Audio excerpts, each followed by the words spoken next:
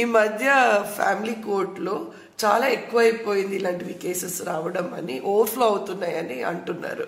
So this is not a query but general doubt of people. అవును, అది నిజమే. ఇప్పుడు ఓవర్ఫ్లోయింగ్ అవుతున్నాయి మన ఫ్యామిలీ కోర్ట్స్, ఓవర్ బర్డెన్డ్ గా కూడా ఉన్నాయి.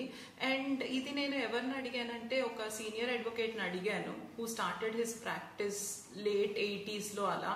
సో ఆయన చెప్పుకొచ్చారు, అసలు ఫ్యామిలీ కోర్ట్ లో ఎక్కువ మంది జనాలు అప్పుడు ఉండేవాళ్ళు కాదు, చాలా ఫ్యూ కేసెస్ ఉండేవి, ఫ్యూ ఫైల్ అయ్యేవి అని చెప్పి. కంపారిటివ్లీ ఇప్పుడు ఇప్పటికీ పోలిస్తే చాలా డిఫరెన్స్ ఉంది అని ఆయన చెప్తారు. ఐ థింక్ వాళ్ళకి ఇంకా బాగా తెలిసి ఉంటది కదా, హూ స్టార్టెడ్ ప్రాక్టీసింగ్ డెకేడ్స్, వాళ్ళకైతే చాలా మేజర్ అంటే ఆ ట్రాన్సిషన్ చూసుంటారు కాబట్టి. ఎస్, అంటే వాళ్ళు ఇప్పుడు సివిల్ కేసెస్ అవే ఎక్కువ వచ్చేవి, కానీ ఫ్యామిలీ కేసెస్ అంటే తక్కువ వచ్చేవి, ఫ్యామిలీ కోర్ట్ హాల్స్ కూడా తక్కువ ఉండేవి.